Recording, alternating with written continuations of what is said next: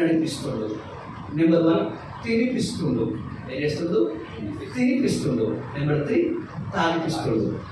అర్థమైందా? నడిపిస్తుండు, తినిపిస్తుండు, తాగిపిస్తుండు. ఇప్పుడు తినిపించేవారిని, తాగిపించేవారిని, నడిపించేవారిని, కాపాడేవారిని ఏమంటారు? కాపరి అంటారు. హల్లెలూయా. ఇప్పుడు దావీదు గారు భోజనం చేస్తున్నాడు అంటే, నీళ్లు తాగుతున్నాడు అంటే, కాపాడబడుతున్నాడు అర్థం ఏంటి అంటే, ఇది నా వల్ల కాదు, నేను ఒక కాపరిని కలిగి ఉన్నాను, ఆ కాపరి వలనే ఇవన్నీ నేను చేస్తున్నాను అన్న ఆ సాక్ష్యంను ఇది చెప్తున్నాడు అన్నమాట. హల్లెలూయా. ఇదో సాక్ష్యం, ఇది మనది కాదు. ఎవరి సాక్ష్యం? కాపాడుతున్నాడు, నడిపిస్తున్నాడు, తినిపిస్తున్నాడు. క్లియర్? హల్లెలూయా. ఇది ఎవరు చేస్తున్నది? దేవుడు చేస్తుందా? దావీదు చేస్తున్నాడా? దావీదు చేసింది కాదు. దేవుడు చేసేది, కాపాడేది ఆయనే, నడిపించేది ఆయనే, తినిపించేది ఆయనదే, తర్వాత ఆగిపించేది కూడా ఆయనే. ఇవన్నీ ఎవరు చేస్తున్నారు? దేవుడు దావీదుకు చేస్తున్నారు. బాబు అయ్యా దావీదు, మనకేం చేస్తాం? నడుస్తా, తింటా, తాగుతా, పచ్చి వెళ్ళబడుతుంటా. హల్లెలూయా. అంతేనా? అంతేనా? చివరికి ఇంకో సాక్ష్యం ఇస్తున్నాడు. చెప్పాడు దేవుడి విషయం అన్నీ ఫస్ట్ చెప్పి, ఇప్పుడు అవన్నీ ఆయన చేస్తుంది కనుక ఇప్పుడు నేను ఇంకోటి చేస్తా. ఏం చేస్తావు?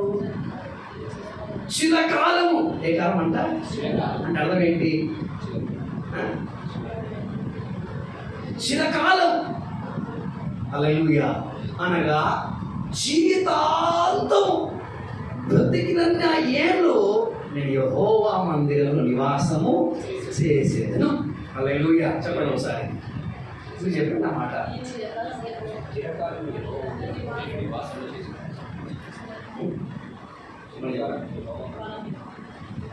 అందంగా చెప్తాం. మీరు చూసుకోండి ఒకసారి. లైన్ లాస్ట్ అందంగా చెప్తాం. నేను చెప్పడం కాదు, అందరికి కలిసి ఒకసారి. చిరకాలము యెహోవా మందిరంలో నేను నివాసము చేసేదను. మరోసారి. చిరకాలము యెహోవా మందిరంలో నేను నివాసం చేసేదను. హల్లెలూయా. ఇది అబద్ధం చేసిన మనకి ఇది నిజం అనిపిస్తుంది నీకు? ఇది అబద్ధం అనిపిస్తుంది నీకు? అబద్ధం అనిపిస్తుంది. కొన్ని వినడానికి బాగుంటాయి, కానీ మన దరిద్రం ఏంటంటే చేయడానికి అస్సలు బాగుండవు. చేయడానికి అస్సలు బాగుండవు. ఇది అంతే. ఏమంటున్నాడు ఆయన? చిరకాలము. మనకేమో వారానికి 2 గంటలు తొందరగా అనిపిస్తే బాగుండు అనిపిస్తుంది. హల్లెలూయా. Sister right. హల్లెలూయా.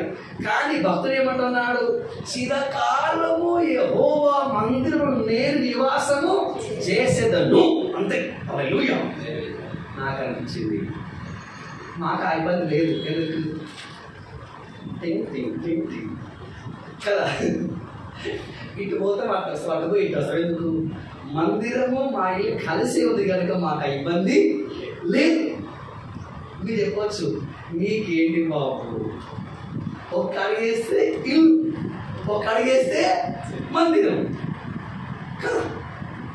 మరి మేము హల్లెలూయా. కాబట్టి మా వల్ల కాదు. కానీ దేవుని వాక్యాన్ని ఇట్లా అర్థం చేసుకుంటే అన్ని కష్టమే. కానీ దేవుడు చెప్పినట్లుగా అర్థం చేసుకుంటే అన్నీ సులువే. హల్లెలూయా. నాకు నిజంగా ఈ వాక్యం అర్థం కానప్పుడు కొంచెం కష్టం అనిపించింది, కష్టమే అసాధ్యం అనిపించింది. ఏమొచ్చింది? అసాధ్యమే అనిపించింది. కానీ వాక్యం ఎట్లా అర్థం చేయాలి? హల్లెలూయా. ఇప్పుడు అర్థం చేస్తాను. అంటే నేను అనుకున్నది, ప్రతి క్రైస్తవుడు, చెప్పండి, ప్రతి క్రైస్తవుడు 24 hours, ఎన్ని గంటలు? 24 hours జీవితాంతం దేవుని మందిరంలో నివసించడం సాధ్యం. హల్లెలూయా. మరి ఏమంటారా? 24 గంటలు దేవుడు మనకి ఇచ్చినటువంటి ఆయుష్కాలం అంతయు మనం దేవుని మందిరంలో నివసించవచ్చు. ఏమన్నాడు? చిరకాలం యెహోవా మందిరం నివాసం చేయుట సాధ్యమేనా అంటే నిజంగా మన లెక్కపత్రం అయితే అసాధ్యం. కానీ దేవుడు మనకు అనుగ్రహించినటువంటి మహత్తరమైనటువంటి కృపను బట్టి ఏంటది? సాధ్యమే. హల్లెలూయా. అందుకే అన్నాడు, నమ్మిన ఎడల ఏంటి? నమ్మిన సమస్తము నమ్మిన దేవుని మహిమను ఎప్పుడు చూస్తాము? నమ్మితే చూస్తాం, నమ్మితే సాధ్యం, లేకపోతే సాధ్యము కాదు. హల్లెలూయా. సో కాబట్టి ఇది సాధ్యమా అంటే సాధ్యమే. ఏంటంటే కదా, ఈ 23వ కీర్తన వందల వేల శ్రమ, కానీ డౌట్ ఉండిపోయింది. ఈరోజు ఏం చేస్తాను మీకు? హల్లెలూయా. మీ దేహమే దేవుని ఆలయమై, చెప్పండి మరోసారి, మీ దేహమే దేవుని ఆలయమై ఉన్నది. ఇప్పుడు దేవుని ఆలయం అంటే ఏంటి? చెప్పండి, చెప్పండి. దేవదేహం నాదే మీరా అంటే ఎక్కడికి ఎన్ని దేవాలయం ఉన్నాయి ఎక్కడ? హల్లెలూయా. ఇదేంటి? దేవుని ఆలయం. ఇప్పుడు దేవుని ఆలయంలో ఎవరు ఉండాలి? ఇప్పుడు కొంచెం బయటకు వెళ్దాం. వాళ్ళైతే అది, వీళ్ళైతే శిలువ పెడతారు. వాళ్ళని ఏమంటారు? ఏంటి? దేవాలయం అంటే అక్కడ ఎవరు ఉంటారని అర్థం. వాళ్ళ దృష్టిలో, వాళ్ళ మైండ్లో దేవుడు ఉంటాడు కాబట్టి ఏమవుతుంది? దేవాలయం. Okay, right. మరి లేదా? మీరు ఉండరా అంటే వీళ్ళు కూడా ఉంటారు, అదే టైంలో దేవుడు కూడా ఉంటాడు. హల్లెలూయా. ఇంకో మాట చెప్పంటే, దేవుణ్ణి మనిషిని ఒకతాడ ఉంచేది దేవాలయం. హల్లెలూయా. మనసును చంపేసి సమాధేసి నేను ఒక్కరిని ఉంటారా అనేది పరలోకంలో కాదు. ఇప్పుడు దేవుడు, ఇప్పుడు మనం ఎక్కడ పోతున్నాం? మీరు రావద్దు బాబు అంటే పరలోకం కాదు. హల్లెలూయా. ఇప్పుడు పరలోకం అంటే ఏంటి? పరలోకం ఎవరు ఉండాలి? దేవుడు ఉండాలి. ఎవరు ఉండాలి? దేవుని పిల్లలు కూడా ఉండాలి, తండ్రి ఉండాలి, పిల్లలు ఉండాలి. అదే పరలోకం. మన సంఘం అంటే ఏంటి? సంఘం అంటే ఏంటి? మన పాటలు ప్రతిబింబమై ధరలోన దీపంపునై. అంటే ఇప్పుడు సంఘము అంటే ఏంటంటే పరలోకం ప్రతిబింబం ఏంటి? సంఘం. అంటే పరలోకము ఎలా ఉంటుందో అక్కడ ఎక్కడ ఉండాలి? ఈ లోకంలో ఆ సంఘం అలాగునా ఉండాలి. హల్లెలూయా. ఒక చిన్న మాట చెప్తా, వాక్యానుసారం చెప్పండి. మళ్ళీ మనం ప్రేమించుకోవాలా, ప్రేమించుకోవద్దా? ఎఫెసీ పత్రిక 5వ అధ్యాయం ప్రకారంగా, ఎఫెసీ పత్రిక 5వ అధ్యాయం ప్రకారంగా ఖచ్చితంగా ఏం చేయాలి? తన శరీరంలో ద్వేషించేవాడు ఎవడూ లేడు. ఏముంది కదా? తన శరీరంలో ద్వేషించేవాడు ఎవడూ లేడు, అందరూ దాన్ని పోషించి సంరక్షించుకొనుచున్నాడు అన్నాడు పౌలు గారు. ఏమన్నాడు? తన శరీరమును ద్వేషించేవాడు ఎవడూ లేడు. హల్లెలూయా. కొద్దిగా లేవాడు పడుకోమేమో అంటాం, మన పని మనకి మోపుకున్నాం, మనం మోపుకున్నాం, మనమే కడుక్కున్నాం. ఎందుకు? మనమంటే ఇష్టం కనుక దేవునికి స్తోత్రం. హల్లెలూయా. కాబట్టి ఎఫెసీ పత్రిక 5వ ప్రకారంగా తన శరీరమును ద్వేషించుకున్నవాడు ఎవడను లేడు, కానీ అందరూ దాన్ని పోషించుకొనుచున్నారు, దాన్ని సంరక్షించుకొనుచున్నారు, కాపాడుకొనుచున్నారు. హల్లెలూయా. కాబట్టి తన్ను తాను ద్వేషించుకోవడం అంటే అర్థం ఏంటి? హల్లెలూయా. నేను సావాలి, క్రీస్తు నాలో జీవించాలి అని అర్థం ఏంటి అంటే, అంటే ఆత్మకు విరోధముగా ఆత్మకు విరోధముగా, దేవుని ఉపదేశానికి విరోధముగా, దేవుని చిత్తానికి విరోధముగా, నీ ఆత్మ రక్షణకు విరోధముగా ఈ శరీరములో నుండి ఏ కోరికలైతే, ఏ ఉద్దేశమైతే వస్తున్నావో వాటిని చంపడము, వాటిని ఉపేక్షించడమే ఆ ఉపేక్షకు అర్థం. హల్లెలూయా. మరి ఈ శరీరం ఏంటంటే దేవుని ఆలయం. నువ్వు దీన్ని పరిశుద్ధంగా ఉంచుతున్నావంటే దేవుని మందిరాన్ని నువ్వు పరిశుద్ధంగా ఉంచుతున్నావు. హల్లెలూయా. నువ్వు కాపాడుతున్నావు, దేవుని మందిరాన్ని నువ్వు కాపాడుతున్నావు. హల్లెలూయా.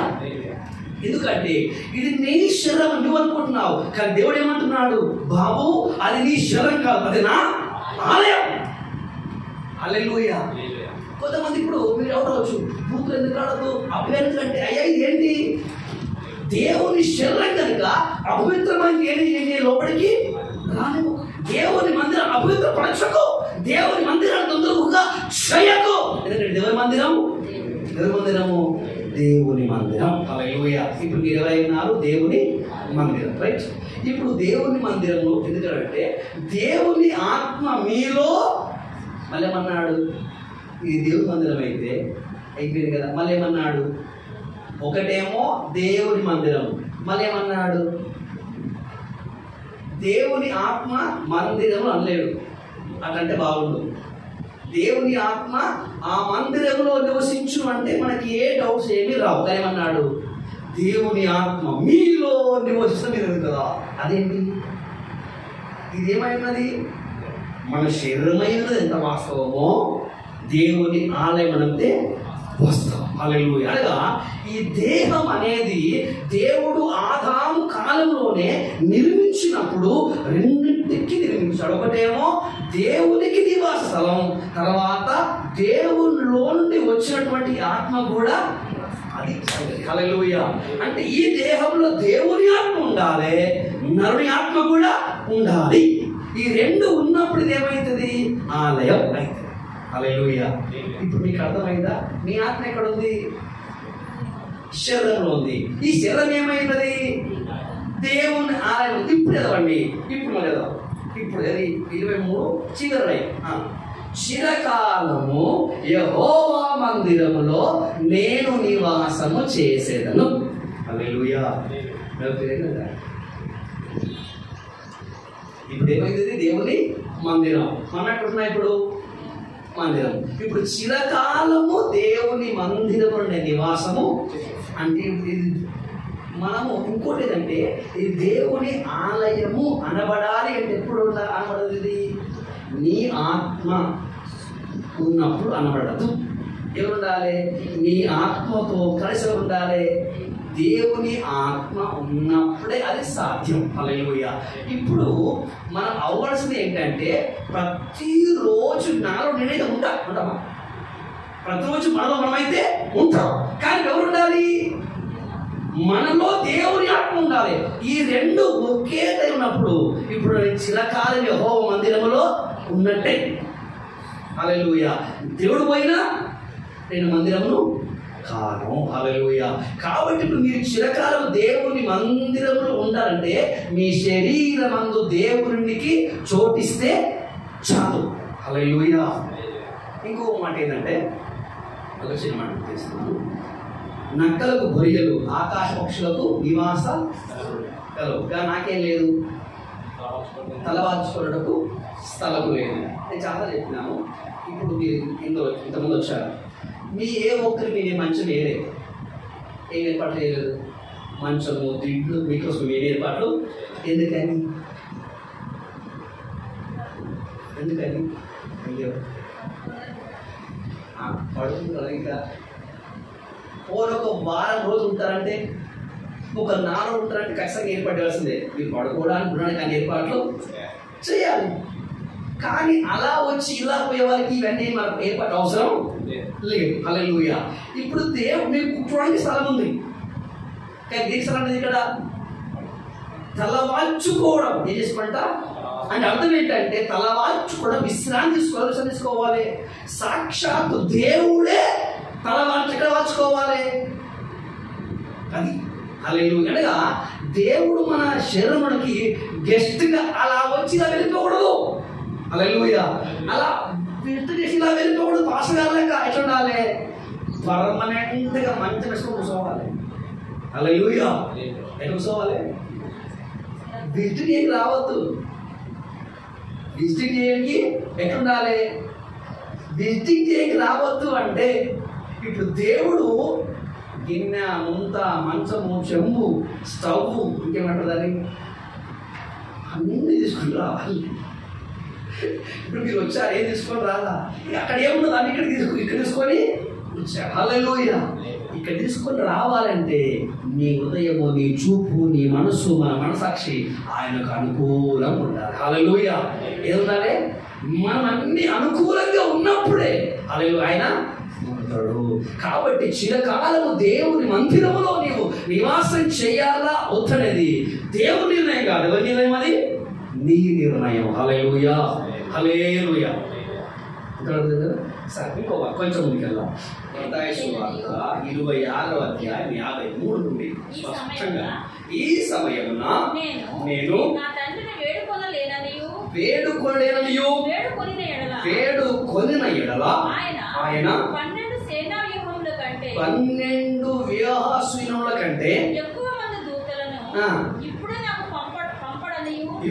పంపడనియు నీవు అనుకుంటున్నావా? నేను వేడుకొనిన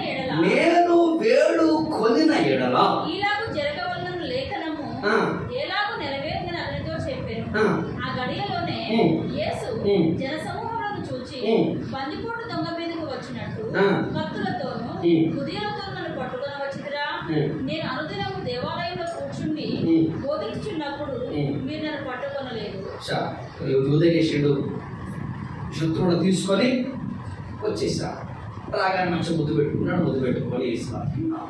అప్పుడు పెద్ద ఎట్లా అంటే పెద్ద బందిపోటు దొంగను పట్టుకొడుతున్నట్టుగా పెద్ద బంధువు ఏంటి పారిపోతుంది ఏమంటూ వచ్చింది. రాగానే అప్పుడు వెంటనే ఎవరు? పేతురు వేసిన కత్తి తీసి వేసినట్ట ప్రధాన యాజకుని దాసుని చెవి నరికేసి వారిని కొట్టి, అంటే యేసు క్రీస్తు పక్షాన గొర్రెపోవడం చేస్తున్నారు. చెప్పండి,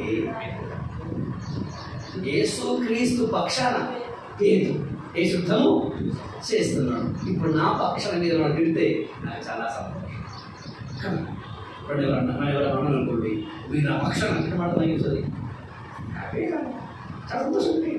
కానీ ఇక్కడ ఇప్పుడు పేతురు గారు యేసు క్రీస్తు పక్షాన కత్తి దూసినంతే. మరి ఎవరైనా ప్రధాన యాజకుని దాసుడు.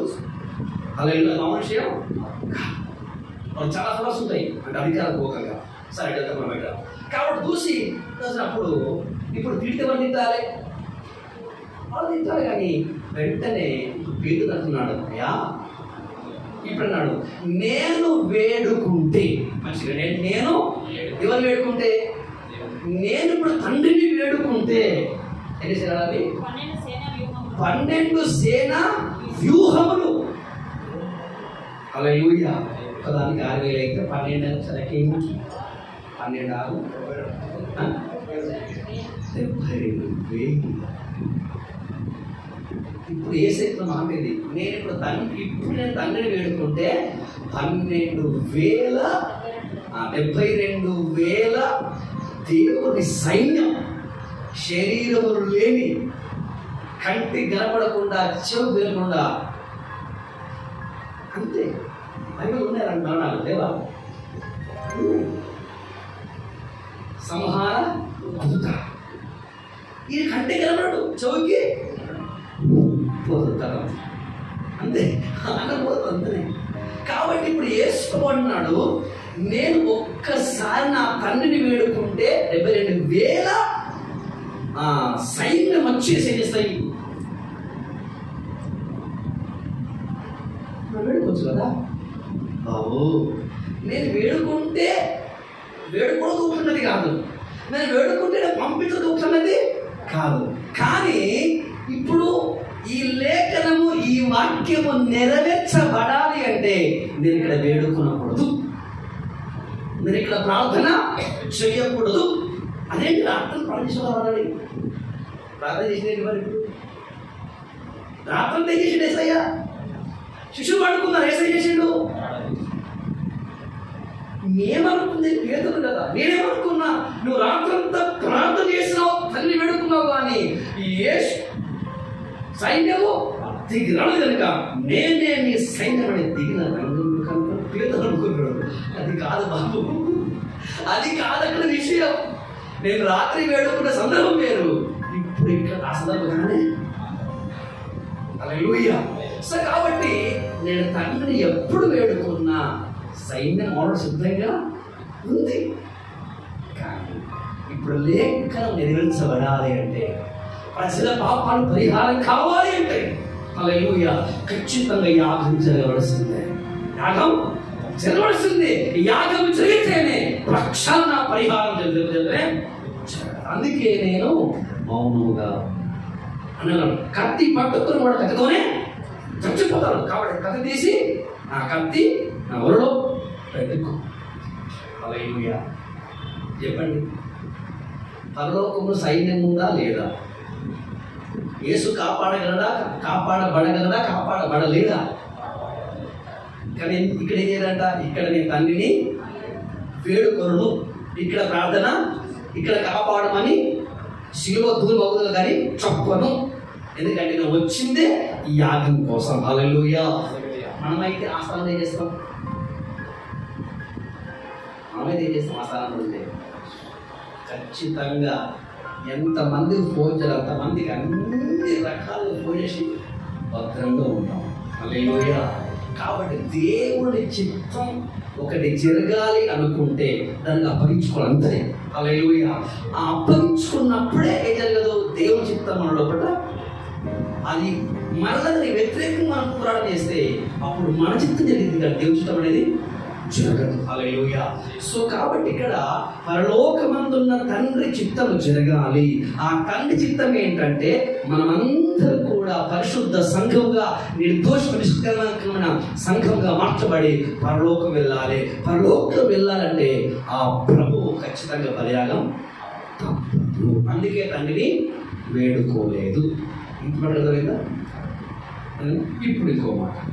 తిమోతి పత్రిక, మొదటి తిమోతి పత్రిక 1వ అధ్యాయం 12వ వచనం. 3 తిమోతి 1:12. 3 తిమోతి 1:12. పూర్వము దూషకుడను హింసకుడను హానికరుడు నన్ను తన పరిచర్యకు నియమించి నమ్మకమైన వానిగా ఎంచినందుకు నన్ను బలపరిచిన మన ప్రభువైన యేసు క్రీస్తుకు కృతజ్ఞుడనై ఉన్నాను. హల్లెలూయా. ఇక్కడ ఒకసారి మంచి దృష్టి చూడండి. హల్లెలూయా. ఈ సాక్షి ఎవరిది? పౌలు గారు. ఏమంటున్నాడు? పూర్వం ఎప్పుడు? క్రీస్తు పూర్వం.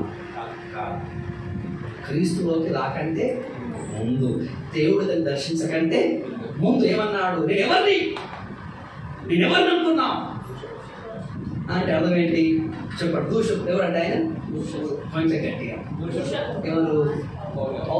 దూషకుడిని. రెండవది హింసకుడు. మూడోది ఏంటి? హానికరుడు. మళ్ళీ మూడవది ఎసడిన మహానుభావుడు బైబిల్కి పోయాడు. బయటలో ఎవరికి? ఇంట్లో కదా, బయటలో ఎవరికి? దేవుని సంఘముకే దూషించేది, హింసించేది, తర్వాత హాని చేసేది ఒక్కడికి. కారణం ఏంటి అంటే ధర్మశాస్త్రం. కారణం ఏంటి? ధర్మశాస్త్రం.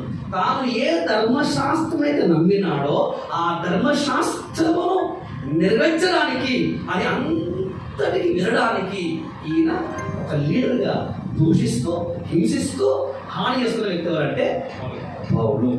ముందు ఎవరు అంటే దేవుడు నన్ను పట్టుకున్న ముందు, దేవుడు నాతో మాట్లాడక మునుపు. అంతే కదా? అంతేనా కదా? రైట్. ఇప్పుడు ఆయన నన్ను పట్టుకున్నాడు. ఇప్పుడు అంటే ఇప్పుడు అర్థం ఏంటి? ఇప్పుడు నేను దూషించడము, చెప్పండి, ఇప్పుడు దూషించడము, హింసించడము లేదు, హాని చేయడము. ముందేం చేస్తుంటే? దూషిస్తుంటే, హింసిస్తుంటే, హాని చేస్తుంటే. ఇప్పుడైతే ఇక్కడ పూర్వం తాగబోతున్నానంటే అర్థం ఏంటి? పూర్వం తాగబోతున్నావు కాదనే కదా. హల్లెలూయా. ఇంకో మాట కొంచెం కదండి. గలతీ పత్రిక 1:23 నుంచి. గలతీ పత్రిక 1:23 నుంచి.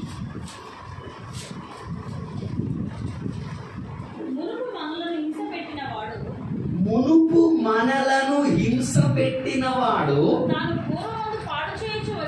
తాను పూర్వమందు పాడు చేయుచు వచ్చిన మతమును ప్రకటించుచున్నాడన్న సంగతిని మాత్రము విని దేవునికి స్తోత్రం. హల్లెలూయా. ఇప్పుడు ఎవరంట? అక్కడ ఉన్నటువంటి ప్రజలు సాక్షిస్తున్నారంట. ఒకప్పుడు ఈ పౌలు ఎవరు? నిజంగా సంఘమును అనేకులను హింసించింది వాస్తవం. తర్వాత అనేకులు పాడు చేసింది వాస్తవం. కానుకప్పుడు దేనైతే హింసించాడో, దేనైతే పాడు చెయ్యాలనుకున్నాడో, ఇప్పుడు దాన్ని చేస్తున్నాడు, అదే సత్యమని ప్రకటిస్తున్నాడు అని అనేక మంది పౌలు గురించి చేపిస్తున్నాడు, సాక్ష్యం ఇస్తున్నాడు. తిమోతిలోనేమో ఆయన గురించి ఆయనే సాక్ష్యం ఇచ్చుకున్నాడు. రైట్.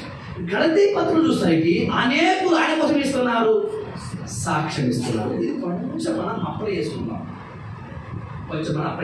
మొత్తం వద్దులే, కొంచెం 3 అన్నాడు. ఏమన్నాడు చెప్పండి? దూషకుడు, హింసకుడు అంటే ఇప్పుడు దూషణ, హాని, తర్వాత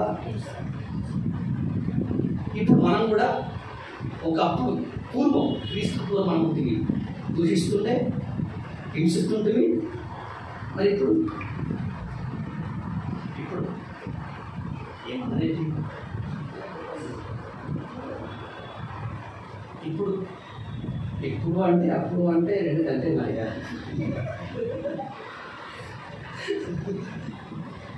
కదా. ఇప్పుడు అంటే అప్పుడు మరి ఇప్పుడు ఏంటి? అప్పుడు పాటలు రాకపోలే కదా, ఇప్పుడు వచ్చు. అప్పుడు వాక్యం నాకు తెలియదు బ్రదర్, ఇప్పుడు తెలుసు. అప్పుడు సత్యం తెలియదండి, సత్యం. ఓహో, అప్పుడు తెలియక దూషించింది, ఇప్పుడు తెలిసి దూషిస్తున్నాను. అప్పుడు తెలియక హింసించింది, ఇప్పుడు తెలిసి దూషిస్తున్నాను. అంతేనా? హల్లెలూయా, హల్లెలూయా. ఇప్పుడు ఏమంటే పౌరులాగా మనం మారాలి అంటే ఒక్కటి చేయాలి. దూషించుట, హింసించుట, హాని చేయుట, ఈ రెండిట్లో నుంచి ఒక్కటి తీసేద్దాం అంతే. ఒక్కటి తీసే పర్ఫెక్ట్ అమ్మా. ఎన్ని చేయాలి? 3 వద్దు. ఎన్ని? ఒక్కటి తీసేస్తే పర్ఫెక్ట్. పౌరు ముందు హింసకుడే, తర్వాత కూడా హింసకుడే. నేను యొక్క సాక్షాత్కారం ఈరోజు. హల్లెలూయా. యేసు క్రీస్తు ప్రభువు వారు దర్శించక ముందెవరు? హింసకుడు. యేసు క్రీస్తు దర్శించిన తర్వాత ఇంకేమంటే ఆల్మోస్ట్ రోమా చెరసాలలో అతన్ని చంపేసేది మట్టుకు పౌలు గారు దూషకుడు, క్షమించండి, హింసకుడే, హానికరుడే 100%. ఏమంటారా? రోమా చెరసాలలో అతని మెడని తలకాయ లేకుండా చేసేంత మట్టుకు పౌలు ఎవరు అంటే హానికరుడే, హింసకుడే. హల్లెలూయా. ఆయన హింసకుడుగా ఉన్నాడు కనుక, ఆయన హానికరుడుగా ఉన్నాడు కనుక సేవ చేయగలిగాడు, లేకపోతే ఆయన సేవ కాకుండే. హల్లెలూయా.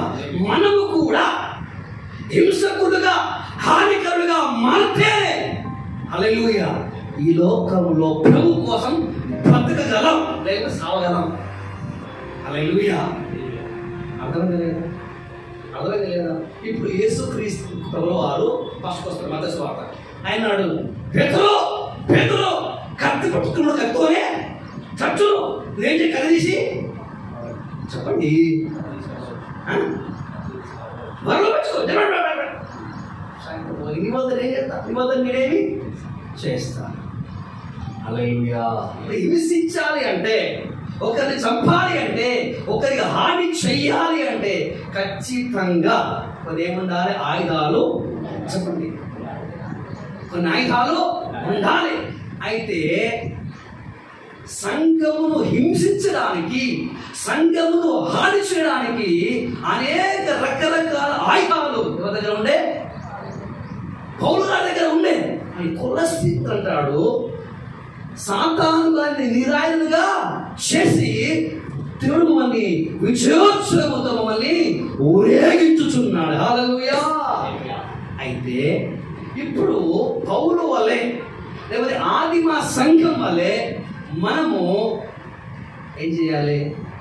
హింసకులుగా మారిపోవాలి. చెప్పండి, ఎట్లా మారిపోవాలి? హానికరులుగా మారిపోవాలి. ఈ హింస చేయాలి అంటే, హాని చెయ్యాలి అంటే ఏముండాలి? ఏదో రకమైన ఆయుధము ఉండాలి ఖచ్చితంగా. హల్లెలూయా. కాబట్టి దేవుడు సంఘమును ఉత్తి చేతులతో పంపియల. హల్లెలూయా. దేవుడు సర్వాంగ కవచమును ఆత్మ సంబంధమైనటువంటి యుద్ధోపకరణం ఇచ్చి పంపించాడు. హల్లెలూయా. ఎందుకు అంటే ఒకరికి హాని చేస్తేనే, ఒకరిని హతమస్తేనే నువ్వు ఆత్మ సంబంధిగా బ్రతుకుతావు. హల్లెలూయా. కాబట్టి అందుకే ఎఫెసీ పత్రిక 6 అంటాడు, వాక్యమును ఆత్మ, చెప్పండి, వాక్యమును ఆత్మ ఖడ్గం. ఈ కత్తి పడేయాలి, ఆ కత్తి పట్టుకోవాలి. హల్లెలూయా. అర్థమైందా? ఒకప్పుడే కత్తి ఉండే, ఆ కత్తి ఉండే. హల్లెలూయా. కానీ ఎప్పుడైతే శర సంబంధిగా, లోక సంబంధిగా, పాప సంబంధిగా, సాతాన సంబంధి ఉన్నప్పుడు ఆ కత్తులు వేరు, ఆ గొలుసులు వేరు, ఆ రాళ్ళు రాట్లు వేరు. హల్లెలూయా. కానీ ఆ గోత్రంలో నుంచి, ఆ రాజ్యంలో నుంచి ఈ రాజ్యంలోకి వచ్చిన తర్వాత ఊపుకుంటూ కూర్చోవద్దు. ఎట్లా ఎటు పైన ఊపుకుంటే పెళ్లికి ఊపుడు పోవద్దు. ఎటు పోవాలి? కత్తులు, కటోరాలు అన్ని, బాంబులు అన్ని పట్టుకొని పోవాలి. హల్లెలూయా. ఎట్లా పోవాలి? ఫరోకాడికి పోయిండు మోషే, ఉడికి పోయి ఊపుకుంటా కర్ర పట్టుకొని పోయింది. హల్లెలూయా. ఆ కర్ర మొత్తం అందరిని నడుస్తుంది. చూడనుకుంటే కర్ర, కానీ దేశాన్ని భయపెట్టింది. దేశాన్ని పరిపాలిస్తున్న రాజులు భయపెట్టింది. ఆ దేశాన్ని పరిపాలిస్తున్న దేవతలను, దేవుళ్ళు అనబడుతున్న భయపెట్టింది ఎవరంటే కర్ర. హల్లెలూయా. హల్లెలూయా. కాబట్టి దేవుడు అనుగ్రహించినటువంటి ఆ ఆత్మ సంబంధమైన యుద్ధోపతలు ఎవరి కోసం అంటే, నేను ఒకరిని హింసించాలి, నేను ఒకరికి హాని చెయ్యాలి, నేను ఒకరిని హతమార్చాలి అని ఉండాలి. ఏం చేయాలి? అది మన మైండ్లో ఉండాలి. ఒకరిని సంపాదించి ఉండిపోతామా? మంచిగా నువ్వు పెట్టుకొని మంచి స్నానం చేసుకొని పోతావా? ఏమవుతారు? కావట్లేదు. మనకి ఏమవుతుంది ఉండాలి? ప్రతి క్రైస్తవుడికి సంపే అలవాటు ఉండాలి. ఆయన ముట్టుకుంటాడు, వాడు ముట్టుకున్నారు, ఆడు మనకు ఖచ్చితంగా ఆయనకి ఇంత హాని చేస్తాడు, మనకి ఇంత హాని చేస్తాడన్న భయం ఉండాలి. అలా ఉన్నప్పుడు నేను ఓడుకుంటాడు. హల్లెలూయా. నేను మాట్లాడుతున్న భాష నీకు అర్థమవుతుంది కదా? అర్థమవుతుంది. మన పొరపాటు అడుగుపోయింది అనుకోండి, నాకు చాలా కష్టమైపోతుంది. నేను చెప్పేది మనిషి కోసం కాదు చెప్పేది నేను. హల్లెలూయా. మనుషుల యొక్క శరీరం కోసం కాదు, మనుషుల పావు కోసం చెప్తున్నాను. హల్లెలూయా. అపవాది వాడు ఒకడు ఉన్నాడు. హల్లెలూయా. వాడి సైన్యం ఒకటి ఉంది. వాడి సైన్యము మన శరీరము వాడుకొని మన శరీరమును వాడు మనకు వ్యతిరేకంగా వాడుస్తున్నాడు. హల్లెలూయా. సాతాను ఆయన చెప్పండి, అనుకోండి, నేను చెప్పేది కథ చెప్పకండి, వాక్యం చెప్పకండి, మీ అనుభవం ఏమన్నా చెప్పిన రుచి చూచి ఎరిగితిని యెహోవా ఉత్తముడని, రుచి చూచి ఎరిగితిని యెహోవా. హల్లెలూయా. ఇప్పుడు సాతాను ఆయన అనగానే ఎక్కడికి రావాలి? మీరు మాటలు మీ అనుభవంగా చెప్పండి. చెప్పండి. ఏ ఆయుధాలు పట్టుకొని వాడు వాళ్ళని చంపడానికి, హింసించడానికి, హానించడానికి పూనుకున్నాడు. ఇప్పుడు డ్రమ్ము కొట్టిండు, ఉందా లేదా? నేను కన్నె కొట్టినాను, ఉందా లేదా? ఇంకా ఇప్పుడు మీకు అర్థం కావట్లా. మంచిగా తీసుకోండి. సాతాను ఆయుధాలు మీ శరీరంలోని అవయవాలు. క్లియర్ మీకు? ఇంత తీసుకోండి. ఎప్పుడు ఇంకా సాతాను ఆయుధాలు బాంబులు ఎక్కడో తీసుకొచ్చి పెట్టాడు. మన పిల్లల్ని మనకే శత్రువులు చేస్తాడు. ఇంకా ముందుకు వస్తే మన శరీరములోని అవయవాలు మనకి వాడి విధంగా చేస్తాడు. మన కళ్ళు మన మాట వినవు ఉందిరా, మన మనసు మన మాట వినదు, మనసులో మన మాట వినవు, మన కాళ్ళు మన మాట ఇవి మునయే మరి పడుతున్నాయి. ఆడు వాడుతున్నాయి. నిజమా కాదా? నిజమా కాదా? పొద్దుగా లేవాలి. మీ శరీరం లేపచ్చు కదా. అప్పుడు ఎవడన్నా అలా మీద ఉన్నాడా? ఇది ఎవరిది చెప్పి, ఇది ఎవరి శరీరం అంటే ఆ త్రాగడం ఇవన్నీ ఎంత పాపమో ఇప్పుడు చెప్తున్నా. వాక్యం అంటుంది వేకువనే లేవాలి అని అంటున్నారు. ఏ కొండలు లేపమన్నారా? కొండలు లేపాలా? బండలు లేపాలి? ఏది లేపాలి? మరి లేపచ్చు కదా. ఇది ఇదేగా పొరుగు అయితే మనం లేకపోతుంది, పక్కన మనం లేకపోతుంది. అడుగుకోడు ఇదివరకు ఎవరు లేపాలి? మనల్ని మనమే లేపుకోవాలి. మరి ఎందుకు లేపలేదు? ఇది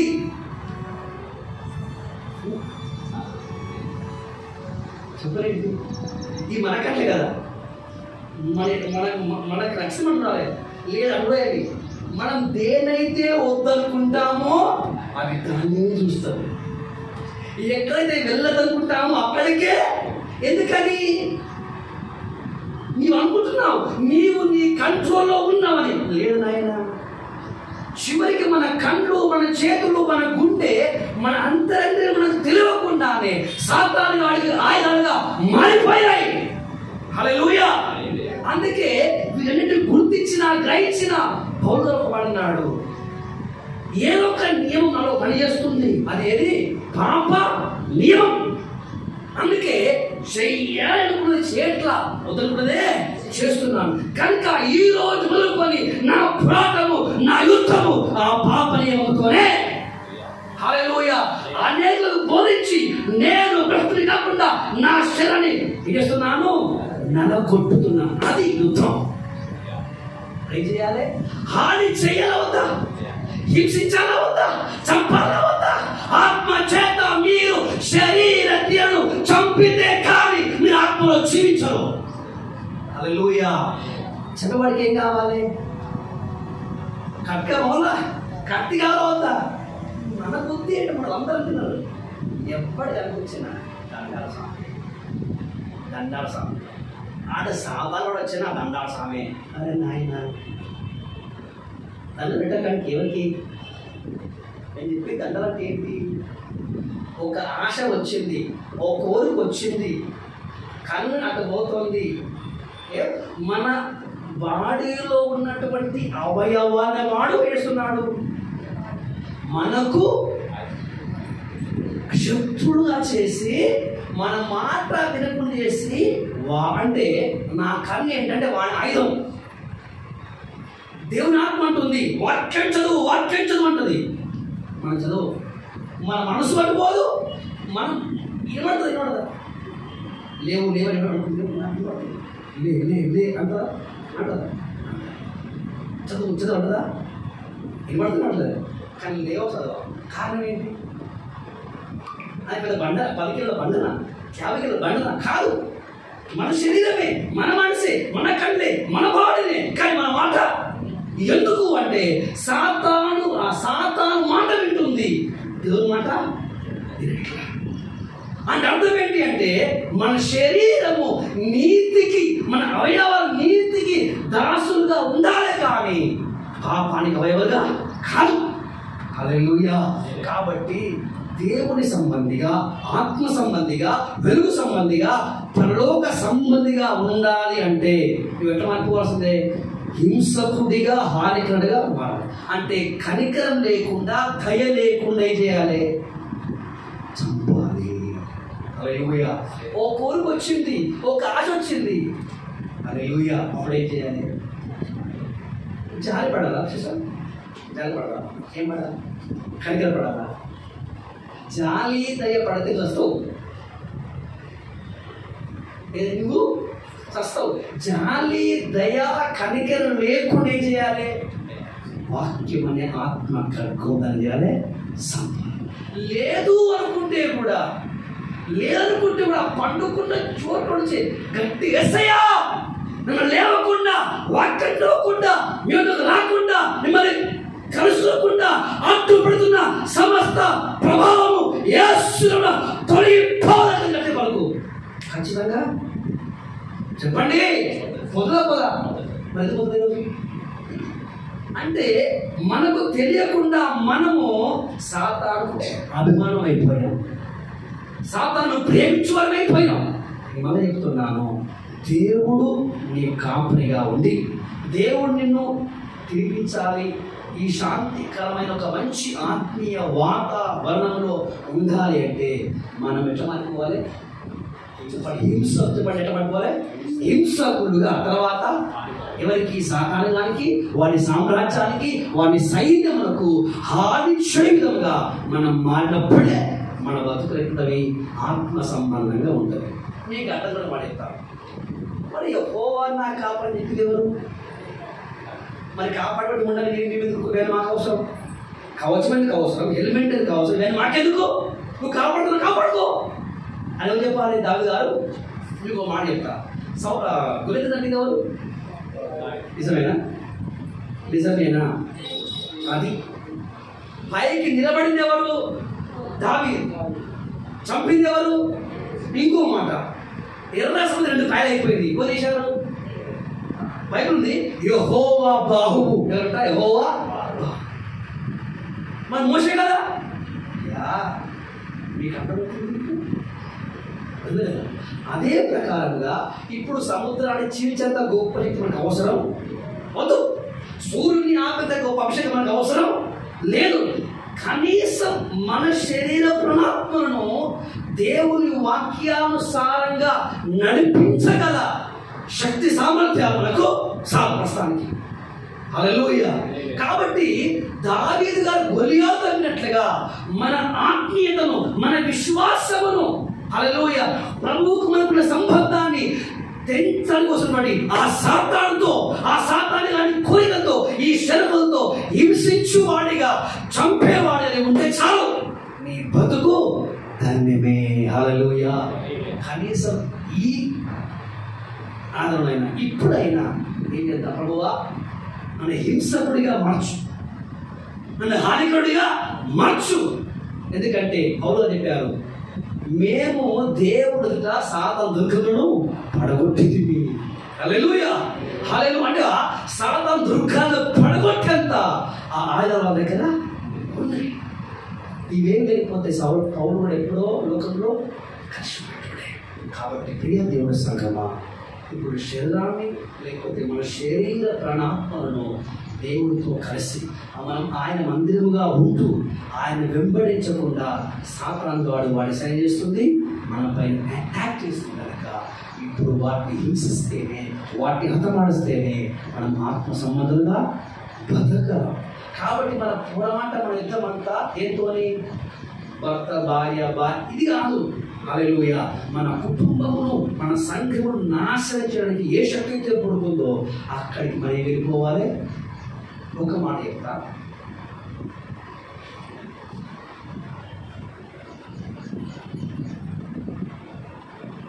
ఇక్కడ మీరున్నారు, ఇక్కడ ఎవరున్నారు చెప్పండి? ఇక్కడ మీరున్నారు.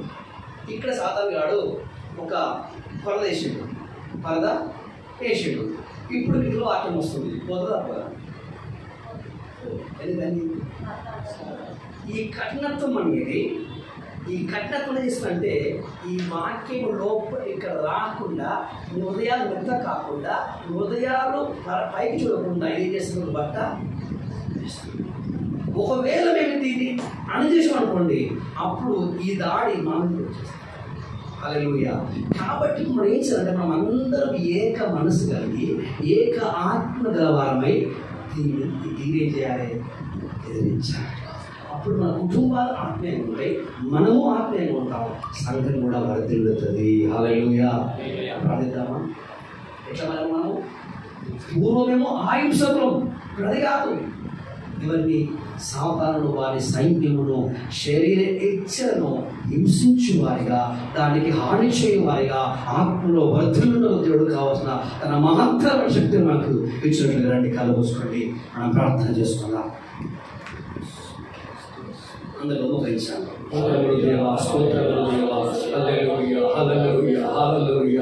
ఈ అంధకార క్రియల నుంచి దేవా మమ్మల్ని కాపాడము, దేవా మమ్మల్ని విడిపించుదయా.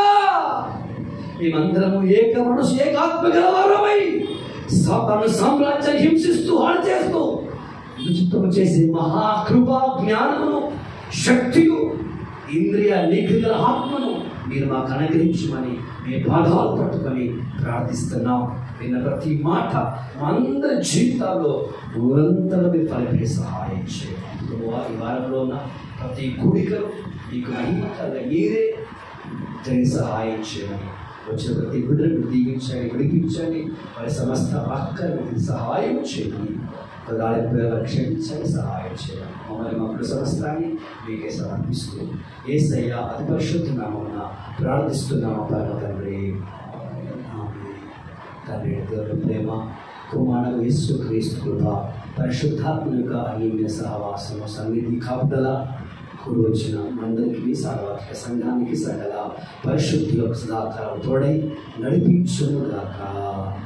ఆమేన్. ఈశ్వరు సర్వత్ర సంపూర్ణ విజయం కలుగుగాక. ఆమేన్.